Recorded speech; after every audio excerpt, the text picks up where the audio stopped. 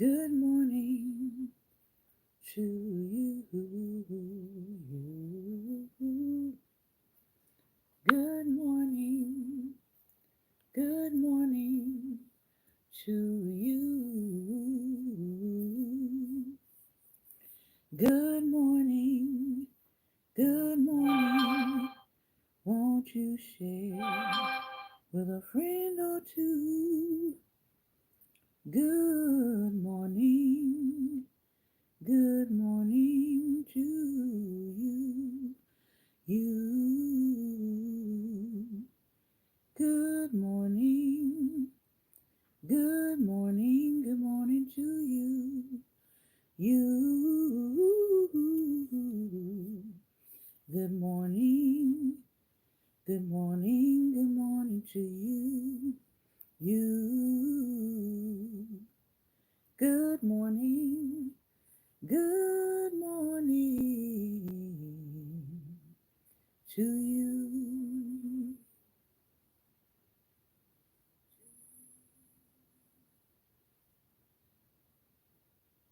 All right. Good morning, good morning, good morning, and welcome, welcome, welcome to Daring Dialogues. I'm your host today, Shantae Charles. I want to thank you for your time and your attention. Um, last week, this past Friday, I received news of several people that I know that have passed.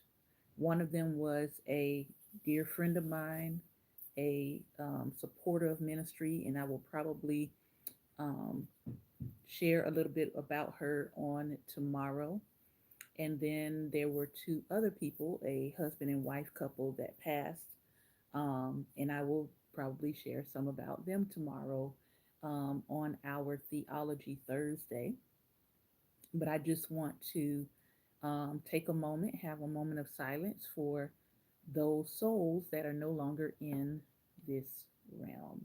So if you would just give me a moment to have a moment of silence.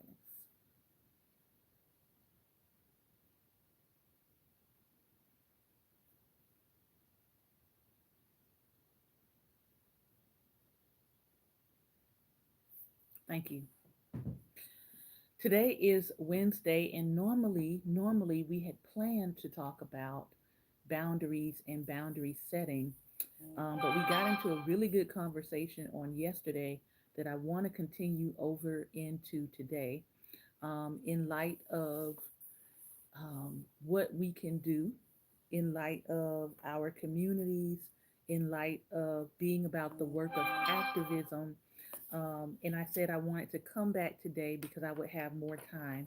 We'll actually have a full hour today to sort of dive and dig into the topic.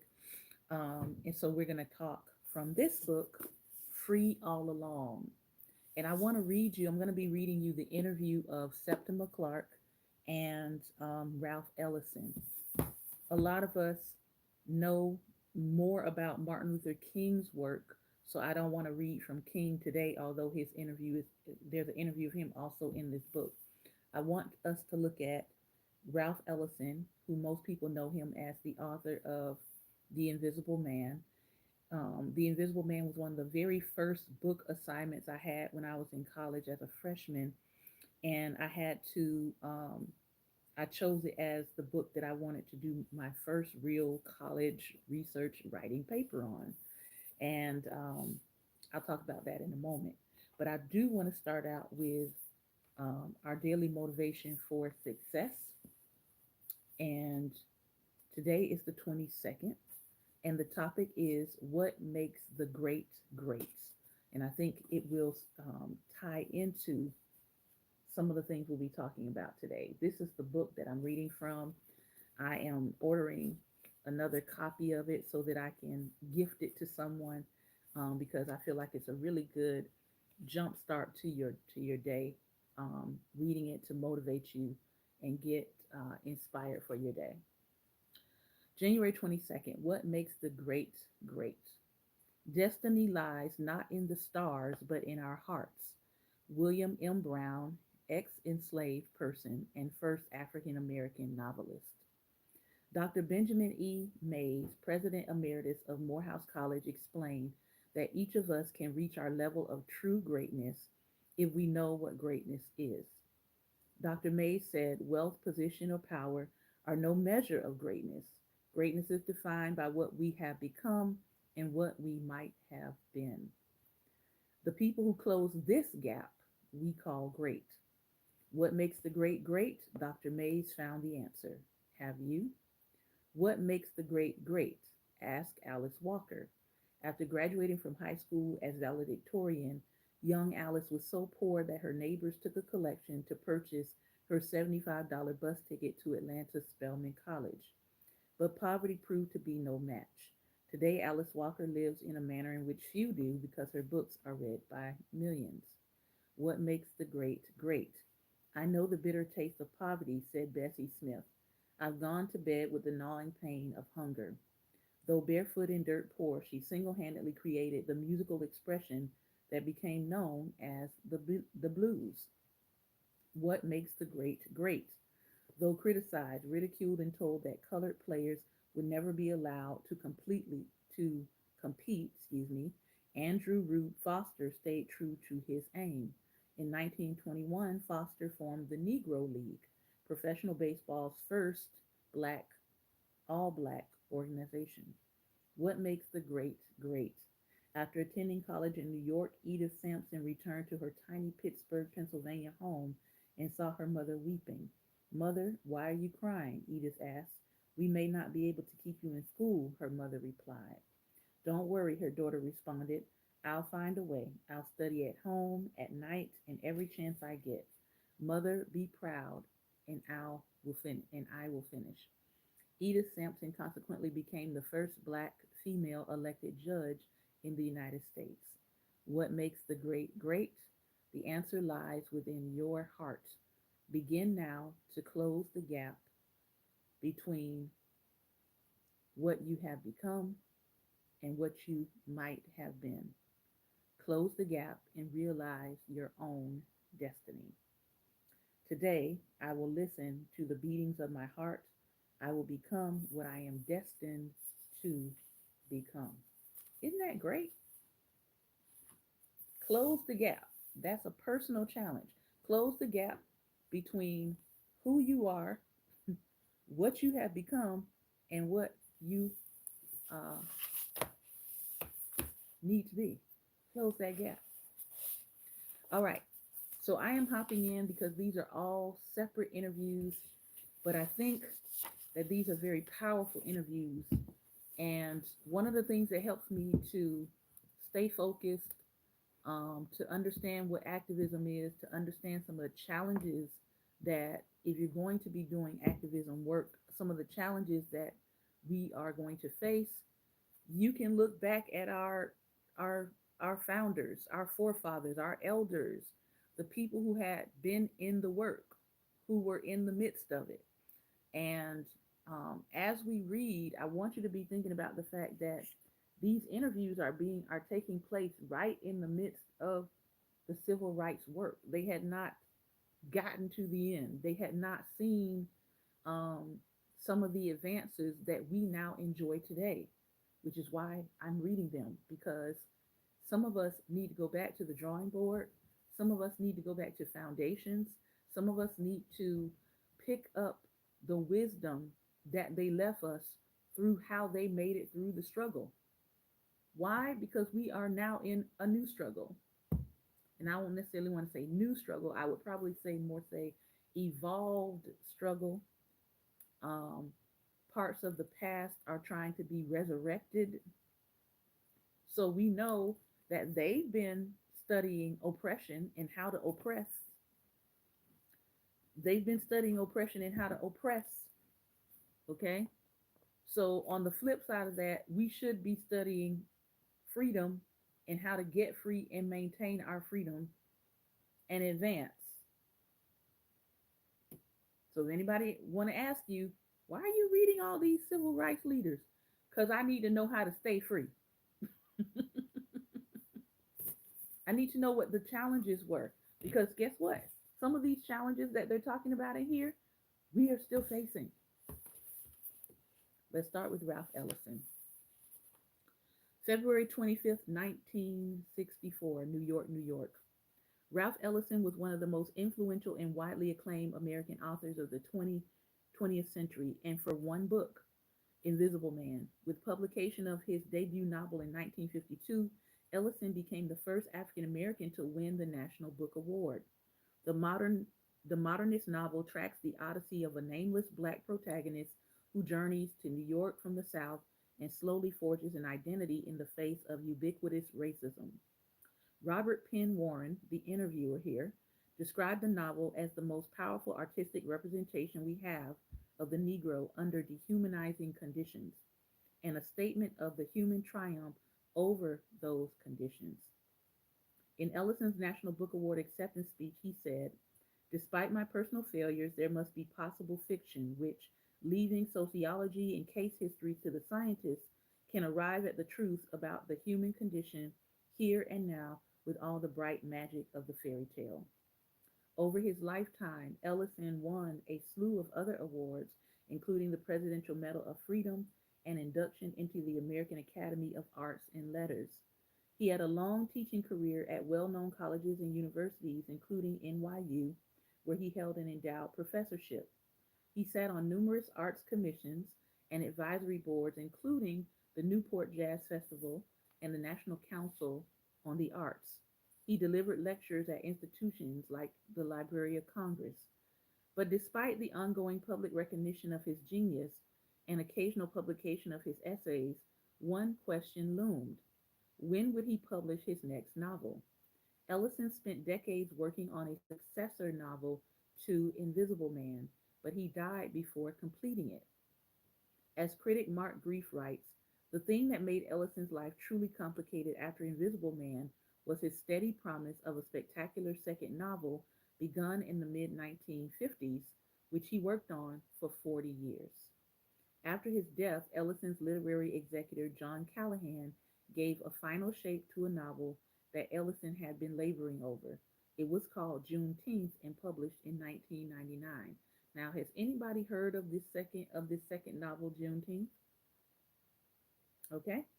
Born in 1914 in Oklahoma City, Ralph Waldo Ellison was named after the poet Ralph Waldo Emerson, whom his father hoped he would emulate. Ellison's father loved literature and often read to his two sons.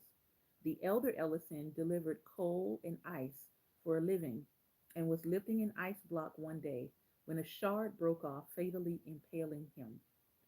Ralph Ellison was only 3 years old when his father died. Ellison's mother worked as a maid and a janitor to support her two boys and encourage them to be ambitious. She died when Ellison was a young man. As a boy, he was a promising cornet player. He majored in music at Tuskegee Institute, intent on becoming a composer. He also devoured books in the school's library. He later said that he didn't give up music, but became interested in writing through incessant reading. Ellison traveled to Harlem in the summer of 1936 to earn money for his college expenses and never returned.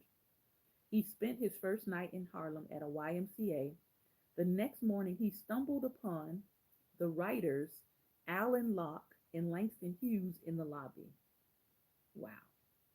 And just like that, the trajectory of his life changed. They, along with Richard Wright, mentored Ellison, and soon he was publishing reviews and essays. For a time, he had a job as a researcher and writer for the New York Federal Writers Program, part of President Roosevelt's Works Progress Administration. This was when our government was actually encouraging Black artists and supporting their work and not putting them on federal leave with pay. Yeah. Ellison served as a cook in the Merchant Marine during World War II, then returned home sick. Part of my illness was due, Ellison said, to the fact that I had not been able to write a novel for which I had received a Rosenwald Fellowship the previous winter. When Invisible Man was published, it was an immediate hit. It remained a bestseller for months and over time sold millions of copies. In his introduction to the 2014 reissue of Who Speaks, historian David Blight says, that Robert Penn Warren seems to have met an ideological and imaginative soulmate in Ralph Ellison. This is the recorded conversation between Warren and Ellison in Ellison's home at the northern tip of Manhattan facing the Hudson River. He described Ellison as calm and wryly funny. He said Ellison had a way of breathing out of his teeth that reflected his humorous, ironical recognition of the little traps and blind alleys of the world and of the self. Here is that interview. Robert Penn. You say that many Southerners have been imprisoned by the feeling of a necessity of loyalty, of a necessity of being Southern, and that is clearly true. Now, there's a remark often made about Negroes that they are frequently imprisoned in the race problem, in focusing on the race problem. I'm concerned with the kind of parallelism here between these two things. Do you mind, if you have anything to say on that topic, exploring that a little bit? Ralph. The parallel is very much there, very much a reality. We know that there's an area in Southern experience where whites and Negroes achieve a sort of human communication and even social intercourse, which is not always possible or present in the North. I mean, that's the human side. But at certain moments, a reality which is political and social and ideological asserts itself so that the human relationship breaks up and people fall into these abstract roles. A great loss of human energy goes into maintaining our roles. In fact, much of the imaginative energy, much of the psychic energy of the South among both whites and blacks has gone into this particular negative art form, if I may speak of it that way. Robert. So just the strain of maintaining this stance? Ralph. I think so. Because in the end, when the barriers are down, there are human assertions to be made in terms of one's own taste and one's affirmation of oneself, one's own way of life, and this is a big problem for Negroes. There is much about Negro life which Negroes like. That's still true today. Just like we like certain kinds of Negro food. The dietitians might not care for it, but it satisfies our taste and it expresses a culture and it expresses us, and that's good enough. And one of our problems now is going to be to affirm those things when you're no longer kept within a Jim Crow community. Do you think that there is some form of life which is more enriching? Do you think that there's going to be a way of enjoying yourself which is absolutely better than this? It's a matter of finding a human core after the fighting has stopped. Ellison makes a very, very, very important point here that once you're done fighting, after the fight is over, what do you have left after the fight? Are you still going to be enjoying your culture? Or are you just engaged in a fight for the right to be around other people? Or can you just enjoy being yourself? Are you going to lose that part of yourself, the things that you like within your culture beyond the fight? Very powerful question. This holds for whites, he says. It certainly shows up in the white Southerners, the mountain people who turn up in Chicago. They have a real problem there. They feel they are alienated, their customs and mores are in conflict with those of the big city, just as ours were and still are as we come to the north. The problem is finally to affirm without being contentious about it. Robert, to affirm in a simply pluralistic society without, yes, without any value judgments, negative or positive, being placed upon it. I watch other people enjoying themselves, I watch their customs, and I think it one of the greatest privileges into various backgrounds, into various cultural patterns, not because I want to cease being a Negro, not because I think that these are automatically ways of conducting oneself or extending oneself, but because it is a privilege. It's one of the great glories of being an American. You can be somebody else while still being yourself. And one of the advantages of being a Negro, if we'll ever recognize it, is that we can do this and we have always done it. We have always had the freedom to choose or to select, to reject, and to affirm that which we have taken from any and everybody. Ellison is preaching. He's preaching real good. Robert, in a paradoxical way, it's a bit more fluid than anyone else, the situation of anyone else. Ralph, that's right. It's been more fluid, and we had no particular investments once we left the Negro community and left being snobbish behind. If anything, within the world beyond restrictions of social movement and political movement and economic opportunity, we probably have more freedom than anybody. Robert, I know some people, Ralph, white people or Negroes, who would say that what you're saying is the current apology for a segregated society. Of course it's not. I know that. Some Negroes say the challenge of segregation made me develop whatever force I have and are called apologists for segregation. Well, how do you answer such a charge? How do you answer the people that say, I want to stay in this state of being because it is what causes me to have that push, to have that drive? Ralph says, well, there's no answer to such a charge beyond this, is that if I am, Robert says, if a darn fool is a darn fool, you can't change him. Ralph, you can't change him. If one thinks that by asserting reality, by recognizing what my life is like, by recognizing what my possibilities are like, and by the way I'm not, for 1 minute, pretending that the restrictions of Negro life do not exist, but I'm on the other hand trying to talk about how Negroes have achieved a very rich humanity even under these conditions. Now, if recognizing this makes me an Uncle Tom, then heaven help all of us. I know in the first place that there has been the necessity of Negroes to find other ways of asserting their humanity than in terms of political or military force. We were outnumbered. We still are. This did not cow us, as a lot of people like to pretend. It imposed a discipline upon us.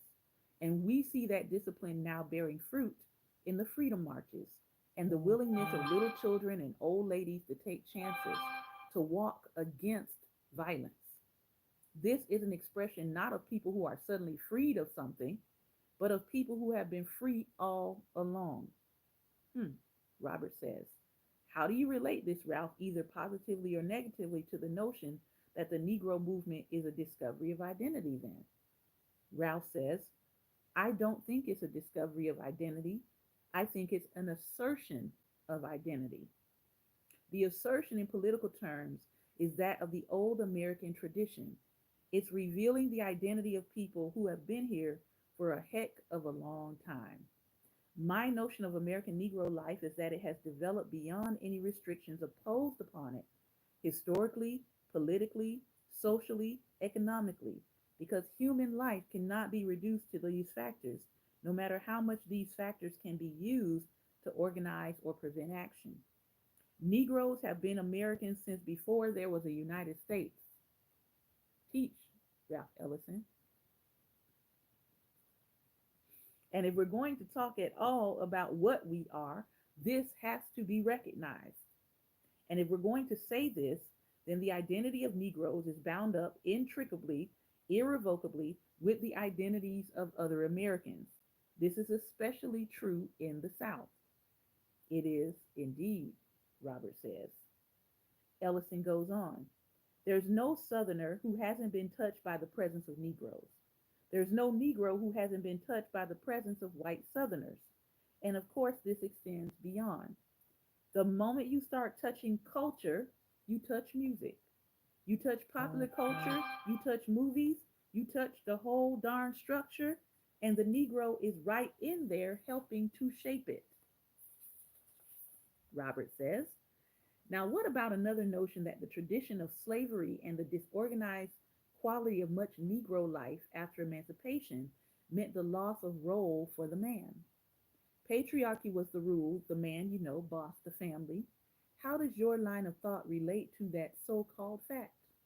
Ralph says, well, I'm willing to recognize or to agree with the findings of the sociologists, the historians, that the Negro woman has been a very, very strong force in the Negro family. I'm also willing to say that the disorganizing effects of slavery and of the lack of opportunities for the Negro male has made for a modification of the Negro family structure.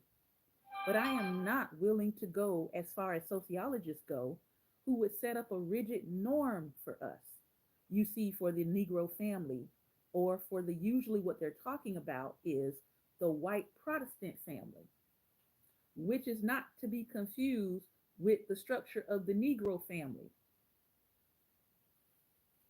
Hello, lights. I'm not willing to go that far and say that this is the only type of family which is positive. I know that some of the most tyrannical heads of families are Negro men. I also know that some of the most patriarchal and benign heads of families are Negro men. This too is true. I guess I'm one of the few. Let's see. My father's father was enslaved. That close? That close, you see. Now, what are they talking about? My grandfather, Alfred Ellison, was known as a stern father. He was a man who was respected in South Carolina. And I guess if the old timers are still there, black or white, they will talk about Uncle Alfred because he was a man of character who had insisted upon certain things. In fact, he insisted so hard that my father ran off when he was a teenager to join the American Army. On the other hand, now, my father died when I was 3 years old, and my mother stood in for us. I was never made to feel neglected.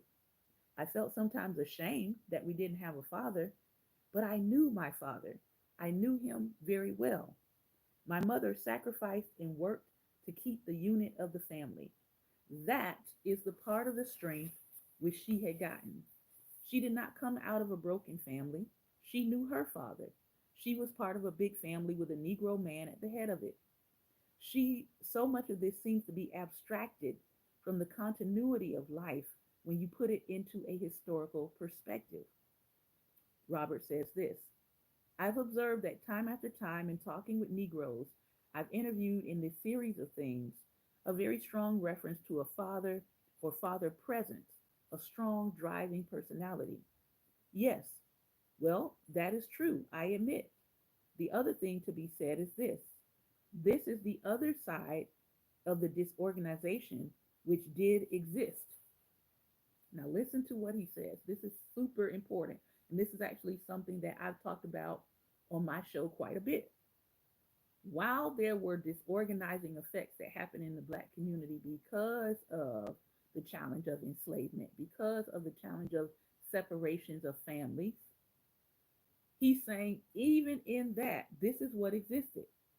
You always had all these respectable men in the community who always went through the ritual of being concerned for the orphans and the widow women, or in our day, we would call them single mothers. And these women had a special status. The men in the community did try to look out for them. Some of these were uneducated men, some of them were professionals. That was a part, at least, of Oklahoma City, the Negro community there. The first two boys who were signed up to go on the first encampment of that Negro community got together for the boys were Herbert and Ralph Ellison, my little brother, and me. Because they were doing this for the community, they looked out for these people. Because you were orphans? Yes, we were orphaned. And they respected my father. They knew what he was like, and they knew what my mother was like. I don't know about you all, but I grew up in a community that, for all the talk that we talk about people who are no good in the community, I grew up in a community where my uncles were this group he's talking about, this community of men who looked out for the women and the children.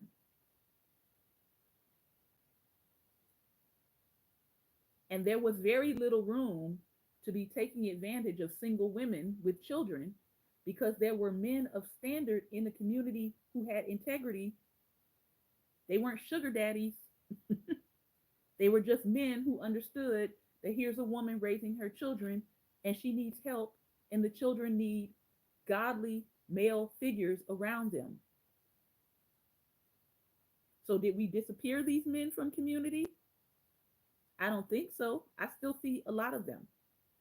But we don't talk enough about that element. And I'm really glad that Ralph Ellison put this down for posterity, because people like to act like there is not this element in our community where there are men who are stepping up in the gap that don't have to have a sexual or romantic relationship with women in order to support the children in the community. I'm gonna keep going. I don't want to start preaching. Let me cut into some matters of American history, some figures for a moment. Could you give a sort of character sketch and estimate of Thomas Jefferson? Now, here is where Ralph Ellison and I disagree. He's trying to be lofty about Thomas Jefferson. I'm like, nah, bro, nah.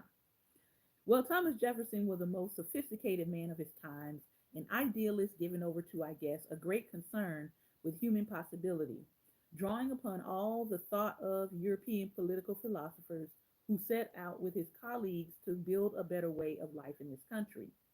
He was limited by the realities of his time, by the system of government, and the necessities of production, which included enslaved people.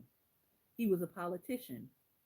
Well, if he hadn't been, would he have been in another line of work, do you think? Ralph says. He would have been in another line of work. It's part of the fate of the politician to be involved, very deeply involved in moral compromise. There's a lot being said about Jefferson's theories of Negro humanity and so on. That's one of the things I'm getting at. What weight do you give to that, or what perspective do you put it in? Well, I put it in the perspective of history, of human history, and exactly that.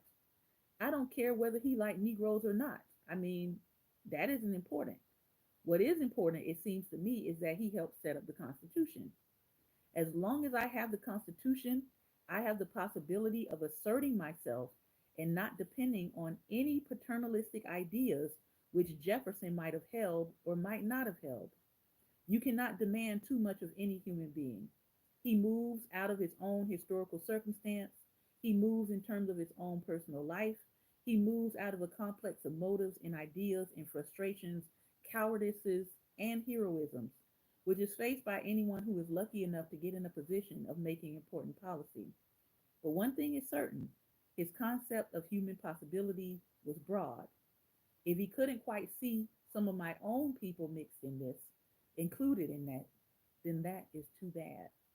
But the fact of it is that his efforts, and I think I'll probably live to see the day when the University of Virginia, founded by Jefferson, will be an instrument, an institution which helps extend the possibility of Negroes within Virginia.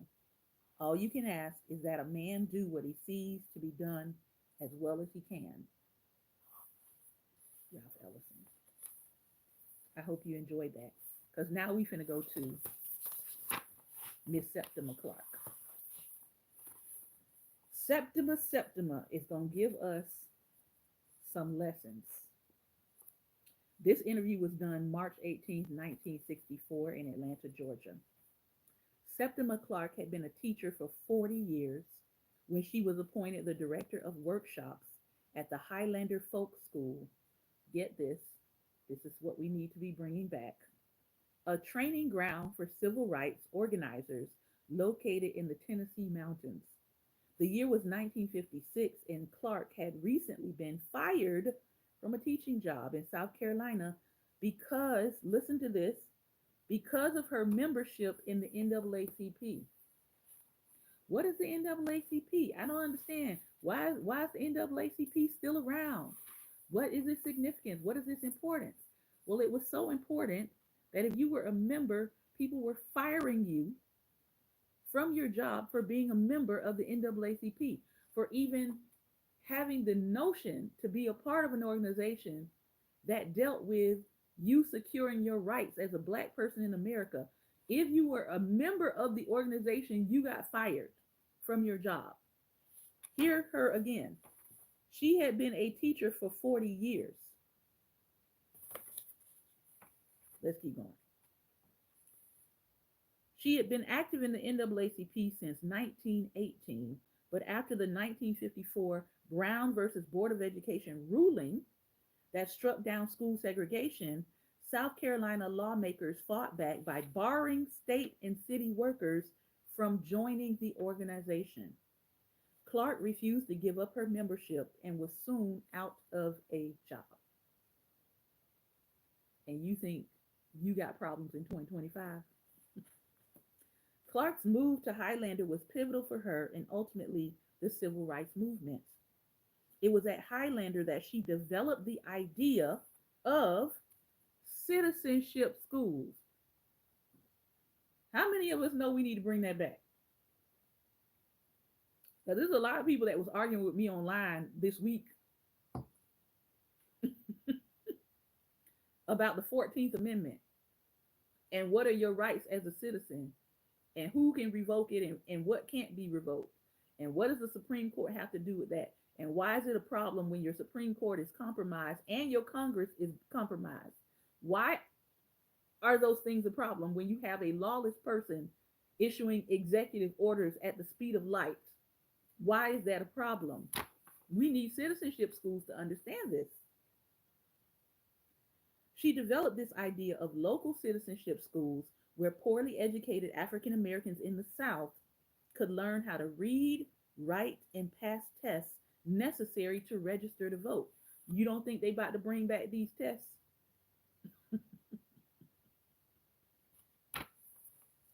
The goal, though, was to create not just eligible voters, but also informed, active citizens. During the Civil Rights Movement, Clark helped launch hundreds of these schools and trained scores of teachers to run them. Andrew Young, a leader of the Southern Christian Leadership Conference, also known as the SCLC, called the schools, listen, the foundation of the civil rights movement, as much responsible for transforming the South as anything anybody did. But when you hear about the civil rights movement, how many of you hear about Septima Clark? How many of you hear about her sacrificing her 40-year teaching career to create citizenship schools? How many of you hear about her being credited as a foundational part of the civil rights movement? How many of us understand that teaching and training and deploying other teachers to teach people about citizenship was foundational to the civil rights movement being what it was? And that if you didn't have teachers and you didn't have people learning, that your movement was not going to last. Let the teachers arise. We got great preachers, we got great philosophers, we got counselors, we got orators, we got podcasters. Can we get some teachers? Because clearly that's an element that's missing. Clearly, I think that's where we dropped the ball. Okay, I'm gonna keep going. Highlander was a progressive interracial school founded during the Great Depression to help poor Appalachians, where's the Appalachian community come in? Develop the skills and self-determination to improve their own communities. There's your mountain people. Oh, you mean we were, oh, you mean they were connecting together and learning? Okay, let's keep going. By the 1950s, it had become an important teaching and organizing hub for civil rights activists. The guiding philosophy of the school, as historian Charles Payne writes, was that, quote, the oppressed themselves collectively already have much of the knowledge needed to produce change. It was a philosophy that Clark embraced. It is my belief, she said, that creative leadership is present in any community and only awaits discovery and development, discovery and development, discovery and development. Discover the people in your community and develop them. Discover them and develop them. How do we um, get politicians into office that are not trying to overthrow the government? We've got to discover people in our own community, develop people in our own community who are for the community, endorse them, and put them in office. 1, 2, 3, 4. Discover, develop, endorse, elect. Might have to write that down. Discover, develop, endorse, elect. All right, let's keep going. Historian Taylor Branch writes that Clark was known for her exceptional teaching skills, but also for recognizing natural leaders among the poorly educated yeomanry and imparting to them her unshakable confidence and respect. One of those people that she discovered was Rosa Parks.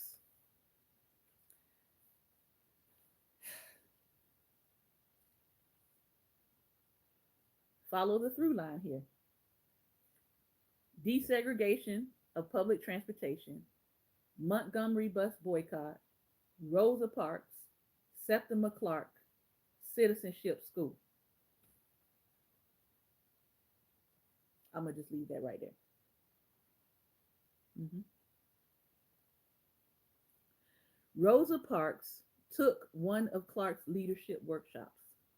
A few months later, in 1955, Parks helped spark the historic Montgomery bus boycott when she refused to give up her seat to a white man. See, we think it was just some random moment. No, it was a moment that was built upon a foundation of teaching and how to fight for your rights. Highlander came under frequent attack from white segregationists. They accused the school of having communist ties, the Red Scare, McCarthyism, all of that good stuff. Clark herself was once arrested with other Highlander staff when they were falsely charged with possession of moonshine. Same bag of tricks, people. New Year, same bag of tricks.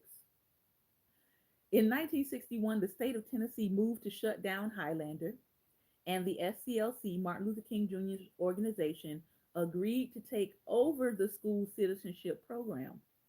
Clark became the SCLC's director of education, and Andrew Young became her new boss. She got words for Andrew, though. She continued to travel across the South, establishing new schools, recruiting more teachers, and driving up black voter registration numbers in the process. Think Stacey Abrams. When King won the Nobel Peace Prize in 1964, he insisted that Clark accompany him to Norway to accept the award. It was a testament to her impact on the movement. Despite this recognition, though, Clark bristled under the sexism of her SCLC colleagues. The daughter of a former enslaved person, she balked at any whiff of arrogance from fellow organizers. Early in her relationship with Andrew Young, she criticized him for taking a private plane to opening ceremonies of a citizenship school and preparing to eat on his own while none of the students had food. She would later say that although she was a member of the executive staff, the men rarely listened to her. Brothers, this is still a problem. Those men didn't have any faith in women, none whatsoever, she wrote. Clark saw sexism as a major weakness in the movement, and it still is. Sexism, misogynoir, is still a major weakness in the movement. And guess who plays into that major weakness? Guess who plays on, rather, that major weakness? The people who know that it's a major weakness in the movement. So whether that's boosting up black women and ignoring black men, or whether that's boosting up black men and ignoring black women, both of them are being played. And you got to stop letting people play you and your community. That's all I'm going to say about that. Septima Clark retired from the SCLC in 1970 but remained active. She was elected to the Charleston School Board in 1975 and served 2 terms. In 1979, President Jimmy Carter honored Clark with a Living Legacy Award. In 1982, she received South Carolina's Order of the Palmetto, the state's highest civilian award. But she had a lot to fight. She was fighting the state. She was fighting false arrests. She was fighting sexism within the organization. Where is Septima Clark's monument? That's what I want to know. Here are her words. Septima Clark. I was born in Charleston, South Carolina on May 3rd, 1898. The thing that I remember most when I was a child was attending Sunday school in the city of Charleston. I remember that on Sunday afternoons when I came from church and went to the corners where we separated from our friends, there was always a policeman there who very rudely told us to get on, in words. And all my life I've carried this thing in my mind, wondering what could I do to better attitudes among policemen or get them actually to protect us as we walk through the streets. Another thing that I can remember real well was that there was a part of our town called the Rotten Borough. In that part of town, the people lived in these rundown shacks. The flies were prevalent because it was very near the river and the marshes. And in these shacks lived numbers of Negroes. They had to work hard during the day in the heat of the day, and the flies were so great that they really covered the floor. As I walked through there sometimes, going down to the water's edge to catch shrimp, or to catch a crab or catch fish as we did as children, I often wondered what could be done to get better housing for these people. And how could I work so that in time there would be something that we could say to the city fathers about this kind of thing. I worked as chairman on the committee of administration in the YWCA, and I had a chance to work on some of these very things that I hated in my early life. I was made a representative of the whole YWCA program and also the Community Planning Council. When the census was being taken, it was around about 48, I guess, or it must have been 1950. One of my coworkers talked about the terrible slum she had to go into, and she was a white woman, wife of a Methodist minister. She reported this thing to the mayor and to the alderman there. And now a housing project has been built in that area, and it's good to know that this thing has come about working through the years. In Charleston today, I must say, we have a very good chief of police who will listen to you. I know because I've had the chance to meet with him and talk to him about alcoholics, about men who were being unjustly treated on the streets, and about boys who dropped out of school.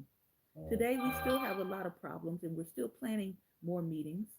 I can say that we can talk with the policemen, and they have started a program of training with policemen in Charleston. Robert Penn. How many Negro police in Charleston? Well, we have quite a few number of them now.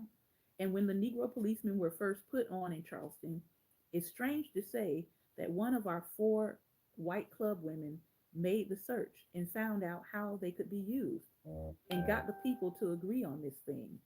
Now, she just mentioned two different white women. When people keep asking, I'm a white person, what can I do? Number one, the first white woman she mentioned was the wife of a minister who reported to the mayor and the alderman the living conditions, the poor living conditions of black people in her community. And guess what they did? They built housing in response to the white woman, saying that this is a problem, that these people are living like this. What can you do? Now she's telling you that a white club woman made a search for black men, found out how they could be used, and got the community to agree on black police officers. They came in, she says, as policemen, not as Negro policemen, i.e., with full rights and powers. They came in as policemen able to arrest anyone whose conduct needed just that. And two or three of them have been promoted to detectives and they work throughout the state. I don't understand. What can I do to help? She telling you. What people do you remember as having an influence on you, Miss Clark, through your childhood or youth? And we are going to go a little bit past an hour here, okay? In my childhood, I can remember so well. In my childhood, I can remember so well some of the teachers that taught me. And though my mother had very little money, she wanted to start her children at a private school. So we went to a private school. Later on, I went to the public school. In all of our public schools during the time that I went to school, 1910 and even afterwards, all of the teachers were white. I can remember one teacher who taught music who was good. It was not until I was in junior high that we got our first Negro teacher and Negro principal. She's also giving you something else here. She's telling you that her exposure to black teachers Wasn't until she got to junior high school. Now I am very, very fortunate. My first exposure to a black teacher was number one, my mother, who taught me at home. And then number two, my Head Start teacher. She was a black woman named Mrs. Matthews. I still remember. I was 4 years old. I went to Mrs. Matthews Head Start Center right in my community. She was a black woman who owned her own school, and she was teaching black children in my impoverished community how to read and write and spell and count and do phonics. Because of Miss Matthews Head Start School, I was able to start kindergarten at 4, not 6, not 7, 4. Okay? So it matters. She said, I want to be a teacher, and so I became a teacher after taking a teacher's examination at that time. Robert, how long were you at Highlander Folk School? I stayed at the folk school for 7 years working with adults. It was there that I was able to develop the program that is now being taken over by the Southern Christian Leadership Conference called the Citizenship Education Program. And we have at this moment 595 teachers. We started with one teacher, 14 students, and $100. Today, we have a program that has 595 teachers. We've trained 1,078, but at the present time, 595 of them are working, and they are in the 11 southern states with around 29,000 plus students from their classes and the communities they are in registered to vote. How do you form a movement? How do you keep a movement going? You do it through grassroots community education. She's literally giving us the blueprint. And guess what they don't want you to do? They don't want you to read. They don't want you to teach. They don't want you to have community gatherings. They don't want you to have anything under the auspices of diversity, equity, and inclusion. And now they've added accessibility to that. Robert says this. Let me switch to a question, a historical question. In reading Gunnar Myrdal's big book on the Negro in America, I came across his proposal on what would have been compensation to the white slaveholders for the emancipated slaves, an expropriation of plantation land with payments to the planters. The resale of this land, not a gift, but sale to the landless, emancipated enslaved, and the landless whites on a very long term, easy rate. One more thing, the movement of a large number of Negroes to free land in the West and the setting up of communities outside of the South. Let me ask you, how would you feel about those items one by one? Let's start with compensation that will be offered for the emancipation of a enslaved person. How do you feel about that? Well, we already know they compensated them. This, to me, this was a moot question. They actually did compensate them, but this is her answer based on what she knew at the time. I do know that the enslaved had nothing. They had no land and no money, but they did have something. They had a spirit. They had the skill of working the land to mingle their blood and their sweat and their tears with. My father was enslaved. Your father was? My father was enslaved on Joel Poinset's farm, and he came out of that. I really feel that not any of us would have liked a gift. We would rather work and earn whatever we needed to get. Now, what would you feel about a program which would have paid the enslaved owner for the emancipated slave compensation for them? The slave owner, according to the stories that my father told me, had many things buried that they saved. And I don't see where they needed to be paid for an emancipated slave because they took away from the slave all of the profit motive. They kept the land and every bit of the profit that came from the land. I wouldn't agree to pay them for an emancipated slave. This on moral grounds or on practical grounds. I take my stand, she says, as a Christian principle, and that is on the real moral ground. I just don't see where I would want to morally pay any landowner for a human being. I just can't see it.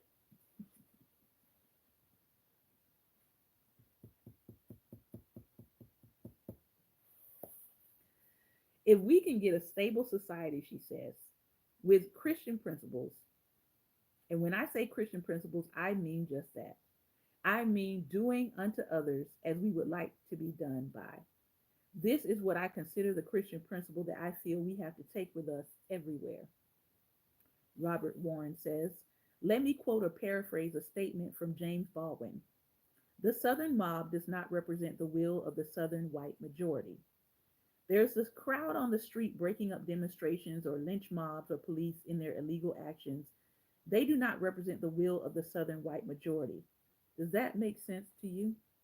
Yes, it does. In my mind, and I have felt this practically all through my years, there are many good white people throughout the South, even in the state of Mississippi. Wow, she had to give Mississippi a caveat. Where they aren't supposed to be, well, actually human. But I do think that there are some white people that the fear has kept them from speaking out or from acting.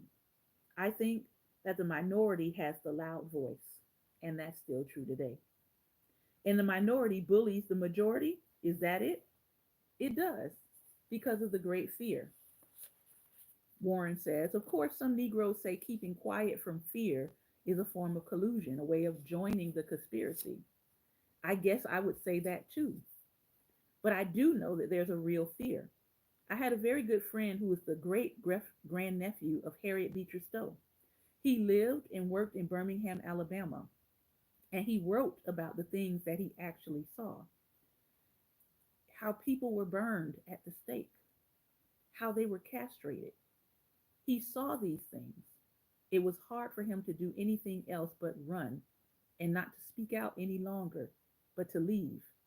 I guess we'll have to give the people a chance to grow where they don't fear death anymore. They may be joining the conspiracy, but they join it because they fear death.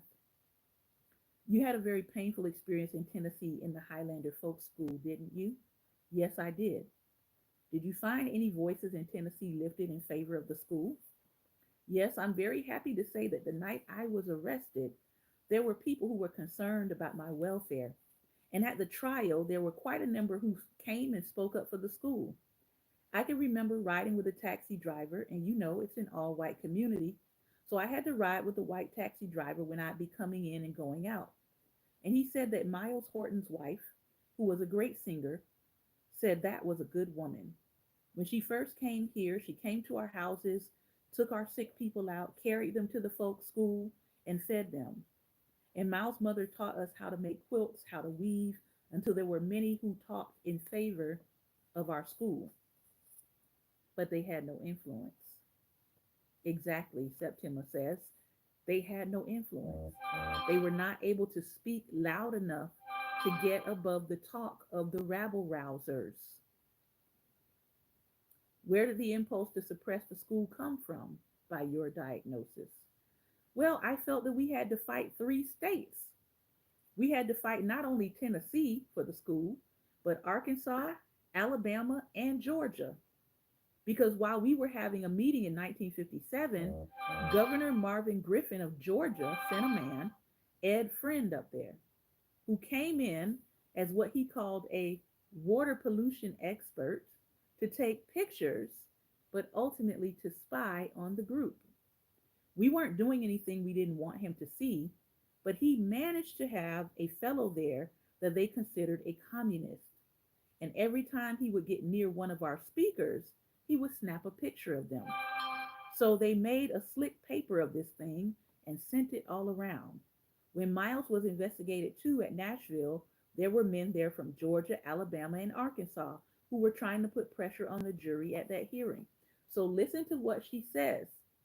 She said, and she's telling you, they pretended to be something else, visiting the school, planted somebody in who was a supposed communist, and then took pictures of them while they were teaching to identify the supposed communists in their midst to disqualify their whole school, which is why they shut the school down and they had to take her program and integrate it into the SCLC. It was a setup. It was a nasty setup. It was a dirty dog setup, but it was a setup nonetheless. And still to this day, when black people say We don't trust certain people. We don't want you at our meetings. We don't want you on our Zoom. We don't want you on our Google Meet. No, you're not invited. No, you don't need to take pictures. No, you don't need to come and see what our organizing is about because of stuff like this. He took those pictures and propagandized that they were communists coming against the country. What was the main question? The biracial seminars then? They were upset. When we were in the mountain courts, the local courts and the magistrates said the issue was integration. And I think they did that to inflame the jury.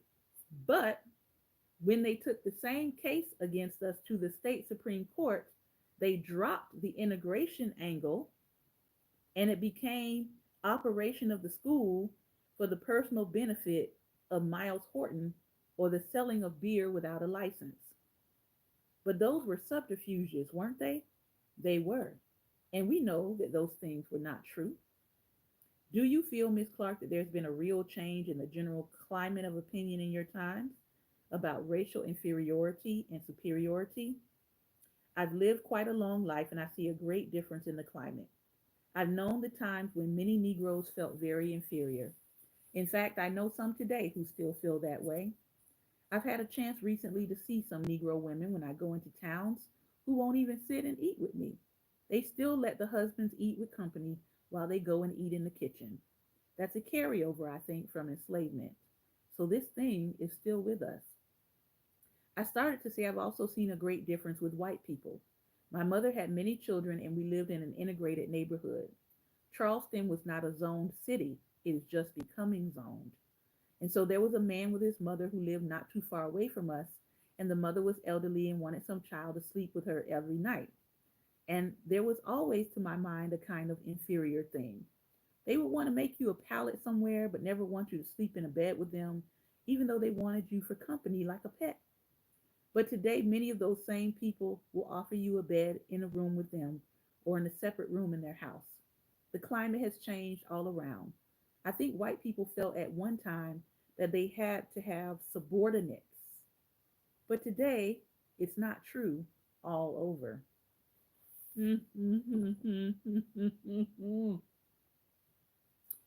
I bet you know some white people today that still feel like they got to have some subordinates. We're closing this interview. Robert Warren said, "What's caused this change in your opinion?" And Septima answers this. This is her last statement. Two world wars and the introduction of federal programs. I can remember the first time when I was teaching when the Agricultural Association came and Negro farmers, dirt farmers were going to get loans. Well, before that time, white farmers would go into a place and Negro farmers would stand outside. But after the Second World War, white farmers and Negro dirt farmers lined up in the same room, one behind the other as they came, first come, first served. And that, I think, changed the people. Then there were new banking laws. Right after that, Mr. Roosevelt came in, banks were closed down. And then when we went back into banks, people were served on a first come, first served basis. And so that thing has spread. Things that we take for granted right now, being served on a first come, first served basis, not having to get a place early and then 50 white people come in front of you and all those white people get served before you, even though you were the first one there, that's still new in America. First come, first served basis is still a new concept in America. From every rural section of the South and every dive in the North, Negroes were taken to other countries and saw another kind of life. And they came back home to get some of this democracy that they were trying to save. There were more people coming from everywhere to demand the rights that were actually theirs. And as white people matured, they realized that these Negro people had saved their lives during the First and Second World Wars. Well, it seems like white people have digressed in their mindset and their maturity because they seem to have forgotten that we too sing America, like Langston Hughes said. That concludes the end of Septima's interview. We have got a good 15 minutes to chop it up here, so I am going to bring um, Pastor Ben on if he's able to come on. And I want to thank those of you who have listened and viewed through YouTube. Thank you for hanging in here. I know this was a lengthy reading today, but as you can see, it was so much packed in. I encourage people to get this book because those were just two of the very insightful interviews that were given. You also have interviews in here by James Baldwin, Stokely Carmichael, Bayard Rustin, Robert Moses, MLK, Roy Wilkins, Whitney Young, and Malcolm X. All right. Thank you for your time and attention. If you want to catch us in the rest of this in the talk back, we're going to be on Instagram for the next 15 minutes. So you can join us over there on our Instagram page. It is at Daring Dialogues. All right. Thank you again for your time and attention. Be well, and most importantly, be